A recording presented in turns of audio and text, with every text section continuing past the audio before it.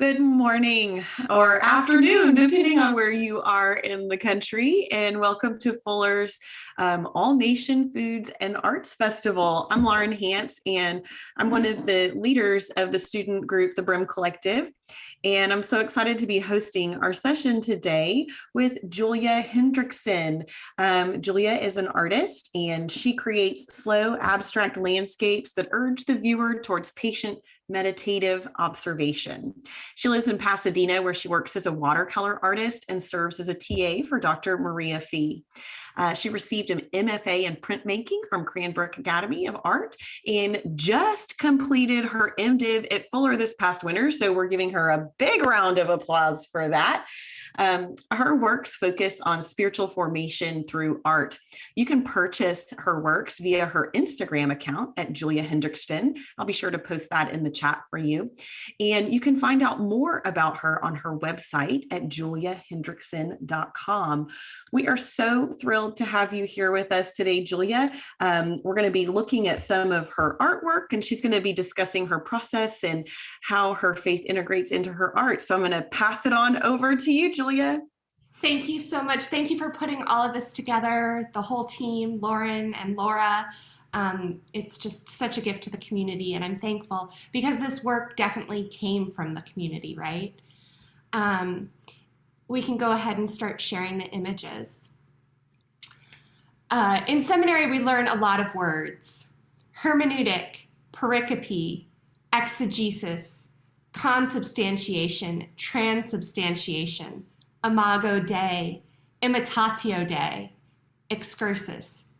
These words are familiar to us because of our seminary context. They are not in common usage in the general population. But by the end of theology degrees, they are familiar and don't even garner a second thought. We have come to know them by hearing them and using them. This usage and familiarity tie in with a question by the visual theorist Walter Benjamin, who asks, "What do pictures want?" He posited that the materials wanted to speak, to live out their fullest expression. As an artist, it is my role to facilitate that conversation, to not impede the glimpse of the imago Dei, as it were, that is possible through these materials. In order to do that, I must get to know the materials through working with them, seeing how they react in different situations, how they can best express their truest nature. This idea of imago Dei through materials is a subtle hope, a theme that I have been exploring for a few years. But if I have learned anything in the past year, it is that we must also have an observant hope. Last year, I queried an audience to think about a moment when they felt stuck. Like maybe you're struggling to button your jeans, or a window isn't opening, or a pickle jar. You might have said aloud, "Oh, come on." Yes? In that moment, you were in conversation with materials, with the things around you. You are aware that a relationship is playing out. Little did I know when I asked the listeners a year ago to think about feeling stuck, how stuck so many of us would come to feel this year, in our houses, in our bodies, in our relationships. The subtle hope transitioned from liminal and nebulous to observant, focusing keen attention on each and everything encountered as a mechanism of risk assessment, but also of expansion and knowing. What can be learned through the observation of the micro and macro? How do we grow and expand through focus and attention? These are the questions I'm asking with my paintings. They ask the viewer to consider that time must be marked, prayers prayed, motions gone through. The watercolor, water, and salt all navigate new vistas. So as I finished my seminary degree, I painted with Winsor & Newton Payne's Gray watercolor, Morton's coarse kosher salt, and time. They sat at the proverbial table with me and waited for change to occur. Together, we choreographed conversations about how the very act of observation brings us into communion with God. Oshida Moore says that beauty is at the heart of shalom. Shalom being the Hebrew word for pervasive peace and wholeness, a sense of well-being that operates down to the cellular level. The artist Gerhard Richter says that art is the greatest form of hope, and I think what he means is that it is a bold thing to work towards beauty in a world that is continually destroying itself. How do we find hope when confronted with climate crisis, uncertainty about the future, serious sickness of a loved one, racial disparity? For me, hope is found in the things that the paintings reference: interior and exterior elements, cells under microscopes, light through philodendron leaves, icebergs, and the paths of waves embedded on sand. They are asking you, my beloved community, to enter the ongoing committed conversations where growth happens.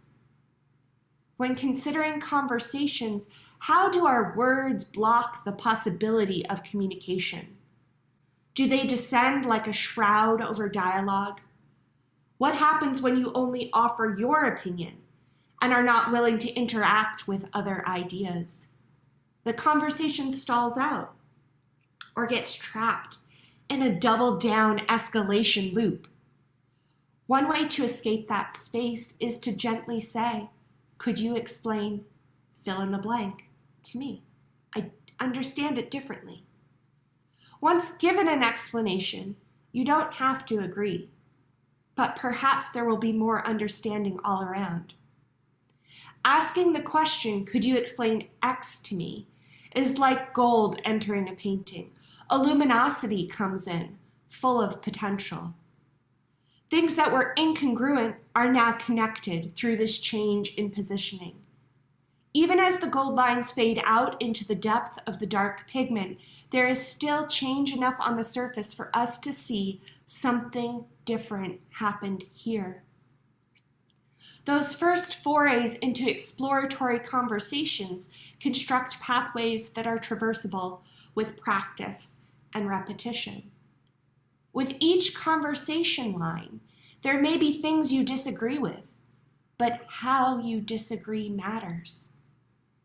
Instead of relying on a programmed immediate response, can you walk through the unsettled discomfort for long enough to articulate why you disagree with a particular facet? The gold shines through more as the light of knowing relationship anchors and the whole space is transformed. It takes time, new pathways.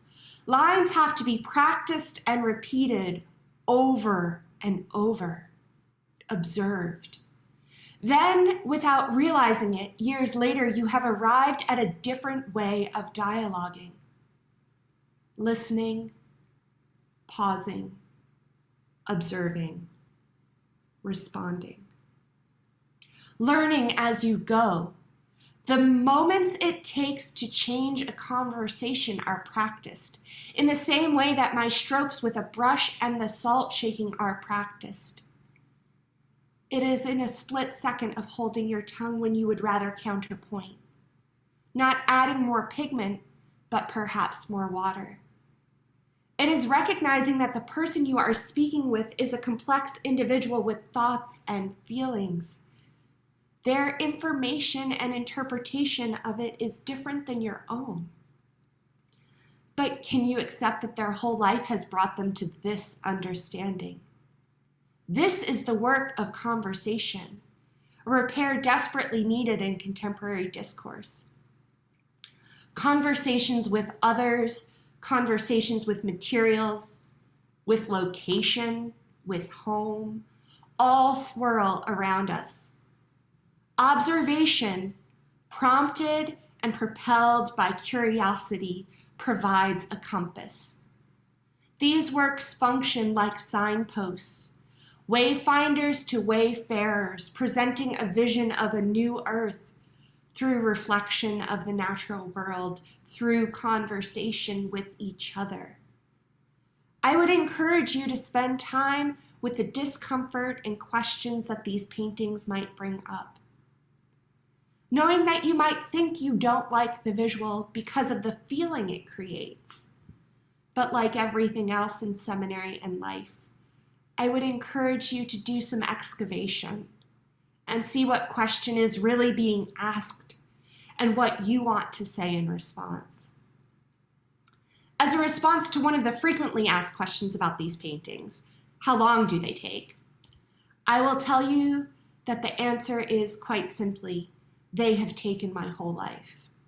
Every moment of observation, conscious or unconscious, every practice stroke with a paintbrush, every hour of study in school, every moment of conversation has led to these paintings. And so I would encourage you to think about what you are doing that takes your whole life and what you are creating with that work.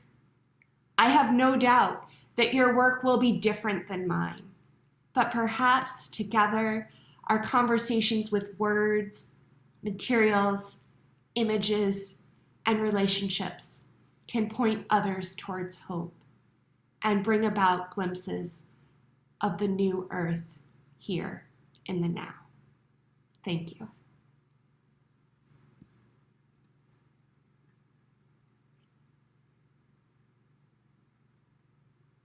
You're muted.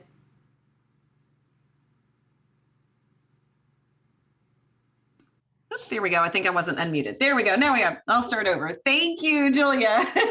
That was so beautiful. And I just love seeing your work and hearing your words.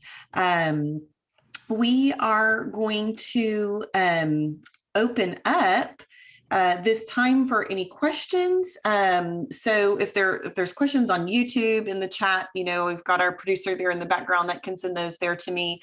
Or if anybody has one, here on the Zoom, feel free to raise your hand. But I want to start with what interested you in the watercolor and salt. Like, how did you get into that? Because it's so, and I'm so fascinated as well as how do you shape and make the forms, just the process itself. Yeah, it's a really organic unfolding. I reference that question by Walter Benjamin a lot, what do pictures want? Because it's through working with the materials that I came to understand this is the expression of them that I am capable of offering to the world, right? And so there's many variables. There's a certain level of pigment that gets mixed. It's just lots of watercolor. Comes out of tubes and then gets watered down or diluted at different ratios. And then certain levels of water, I've got my spray bottle.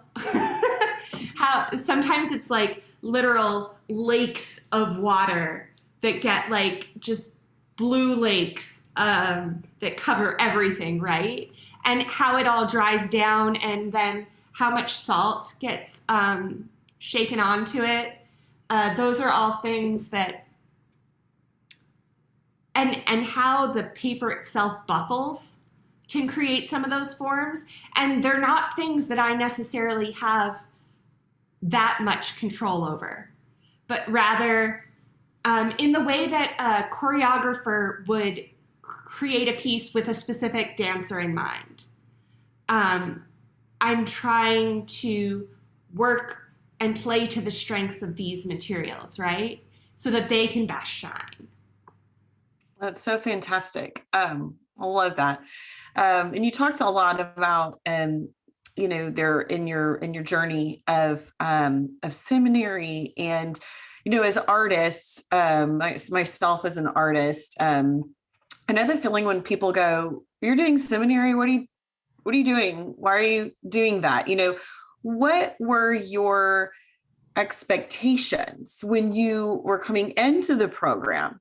And then how did those form and shape throughout the program? And, how do you see the future, as an artist who now has this, theological degree that's gone deep into your faith and theology? And, what do you see for that? So beginning, middle, end, I suppose. Yeah.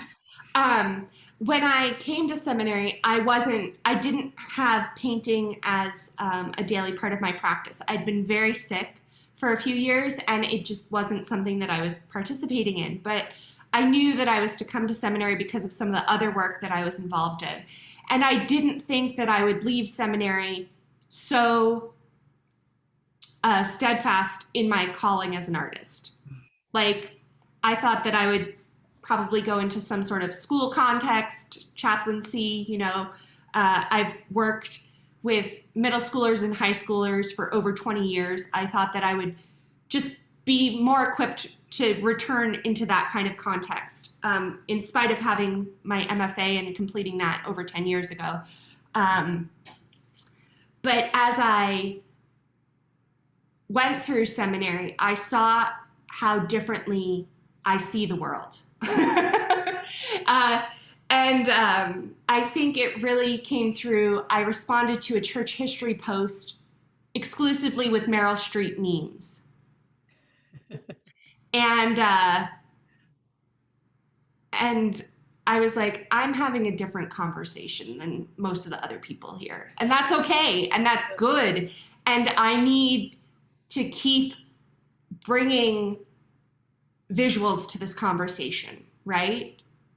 Because that is the studies show that people understand through metaphor. We have no base understanding of any concept unless it's connected to another concept we already understand. Lord only knows how we understand our first concept, right? But all of our knowing is actually relational. So I was like, well, people are looking at things all the time. And it just, as I went through more and more study, I was like, this is the way that I can use my voice. This is the way that I have been equipped. I have spent my whole life looking at things. My parents started taking me to museums when I was 2 months old, right? Like, it's just been, I don't know a world without looking at it visually, right? It's my primary language. And so if I am to have a conversation with someone about a spiritual theme, about the divine, it has to be through the lens. It doesn't have to be, but I'm most comfortable through the lens of a visual representation. That's beautiful. I love that. I love how all the different arts have their kind of lens that they view things through. As, you see things visually, I see things as a story, as a theater artist. And I want to talk to you about the kind of improvisational, as what I would call it, nature of your work. So I always just kind of have to connect it back to what I do, because it's what I know. So as a theater artist, we have a script, we have a rehearsal, we do it this way. Part of the process is the exploration of figuring out how, we're going to put this piece together, how it's going to look. So there is that improvisational nature, but then the final piece itself is like, this is it. This is how we do it. This is how we execute it. And, but then I also do improv, where it's like every show is a new show, don't know what's going to happen. And I kind of feel like that about your art. And it's, as you start putting everything on the paper, and how do you come with an idea and then work with the improvisational nature of the materials? And how do you feel when it starts to come to life? And like, to borrow, what is it from Bob Ross, those happy accidents, you're like, wow, how did that happen? Talk to me about that process and how you feel and what that's like. Yeah. And I think that improv is a really great way of talking about it. But even in improv, like, you rehearse improv, right? Like, we do, have very specific routines that you go through when you're with your troupe and you're practicing how to improv better. Mm-hmm.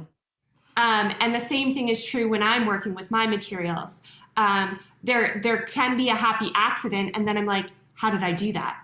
And I can try and recreate that happy accident, right? And it takes a lot of time to get to the point where I'm like, I know if I do this, I will get this effect. And so that's where the observation comes in, that element of conversing, that element of relationality, of saying, oh, this is how much water was on the page. This is how much pigment was on the page. This was the relative humidity of the day. Like, this was the air currents in the room. This was the salt for the day. Like, all of those things, all of those materials are like practiced, considered choices, controlling the things you can, right? My undergraduate institution had this really great motto called freedom within a framework of faith. And it was like, if you set up the boundaries, then anything can happen with inside them, right? And so I think about that a lot. Like, if we set up certain constraints, and you sometimes do that in improv too, right? Absolutely. We have our rules for each game. There is a rule of how this works, and you got to stick with that rule or it doesn't work. Right. And then it is like that. It's like, what's going to happen? Yeah. And so and then for me, it's also a practice discipline of patience, because once certain things start happening in the dry down process, I might want to go in and do other things. But every time I do that, I mess it up. So and good. It's like, you can't fuss with it, because when you fuss with it, it gets fussy. I feel like there's like so many spiritual parallels to that, right? The Lord's like, Julia, chill. Just go sit down, walk away. Yeah. That's so good. That's beautiful. I love that process. I love learning about how the different mediums work, and all the elements. We don't think about, those of us that are not trained in a particular art, we see this beautiful art that you've created, and we don't think about all the elements and the time and the process. And like you said, the patience that it takes to create those almost feather-like images that you have, or, these water-like images, and what goes into that. I mean, never would have even thought the humidity of the room or the air current, would play a part. But when you said that, I was like, oh, absolutely, as all of those things are moving around on the paper. So that's really beautiful. I love that. Do we have any other questions? Just want to make sure I'm not missing anybody. Anything on the YouTube? I'll depend on our other folks to get those to us. Okay. I don't see anything popping up. Okay. I've got one last question for you. I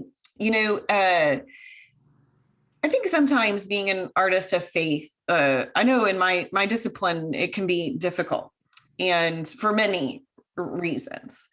So talk to me about what it's like to be an artist of faith in the art community, just as a whole, and then kind of what it is like to be a person of faith that is an artist, within our faith community. So what are your experiences of that? I think it actually, those are very regionally dependent answers. A conversation that I've been having with my friends a lot recently. I've lived in a lot of different states, right? Mm-hmm. And I love living in Southern California because there is such an openness to spiritual expression. Like, it's expected that if you are to be excellent, you will have a spiritual discipline. Wow. Whereas a lot of, and this is stereotyping, but also recognizing cultural differences. In the Northeast, it is looked down on to have faith, because that means that you're believing in some sort of abstract, non-provable matrix. And so if you were to be excellent, you would disavow that. And there's a certain level of liberal disdain for faith, right? and then in Southern California, it's expected that you would have a faith and a practice. And it's a very interesting regional difference that is very tangible, and it's present in our dialogue as well. Mm. And so I've met so many people here in Southern California that completely respect my faith and admire it, even as it's completely divergent from their own, right? Become friends with Buddhists and Muslims that are practicing in such a diverse way, and the culture here cultivates respect for that, right? And so that's been a really interesting transition for me. And I'm really thankful for that. And recognizing it as a global, like local, it's both, right? Like how the community at large shapes that understanding. But also being in the LA area and being an artist is totally it's like everybody's an artist here, right? Everybody's doing some sort of creative thing. If you're not multi-hyphenated, what are you? I mean, you're not doing something creative? Are you okay? Do we need to have a talk? Like it's expected, right? So in some ways I found a place where it's like, oh, I'm not suffering under any of that in any way.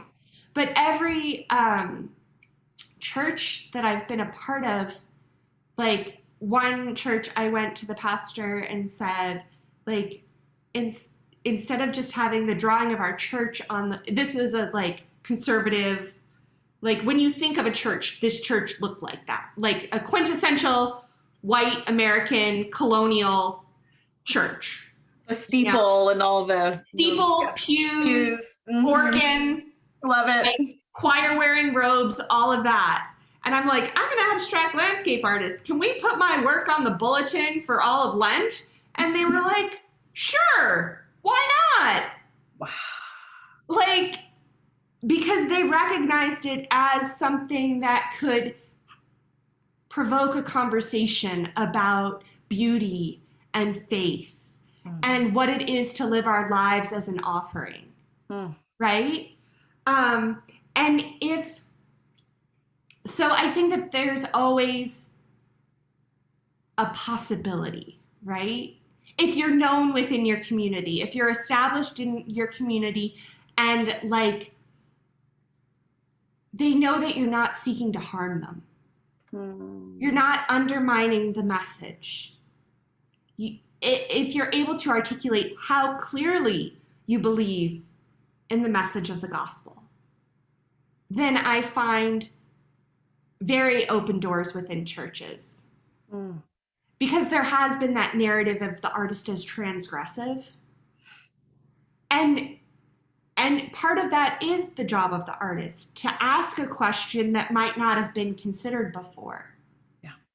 I definitely believe in that like prophetic calling out of the artist, right? To the culture. But being very clear that you're not seeking to undermine the work of the church, but maybe seeking to reorient it or prompt it in other ways. I've found people to be receptive. So that's really beautiful. I love how you talked about that. I live in the South. I don't know if you've lived in the South, but it's very different from both of those two experiences that you explained. And I just really loved hearing your reflection. I feel like I'm going to have to go back and watch this again just to listen to that, because it is so vastly different than what I have experienced the majority of my life, which has been tension. And so it's good to hear that there are parts of the country and parts of the world that really welcome artists and embrace them for the question askers that they are, the challengers that they are, the people they are, and being in a culture that accepts you, your faith. That's just really, really beautiful. And I love that. So thank you so much for sharing that insight with us. Um, I think that's a great way to close on such a positive, beautiful note. Thank you so much for sharing your beautiful, beautiful artwork with us. Again, I want to reiterate for those that are watching or that go back and watch this to, if you want to purchase any of Julia's incredible work, you can do that through her Instagram account, and that's going to be at Julia Hendrickson. You can also find out more about her on her website at juliahendrickson.com. And we are so thankful that you joined us for this festival. And we will see you guys all at our next event. Thanks so much, Julia. Thank you. Bye. Bye-bye.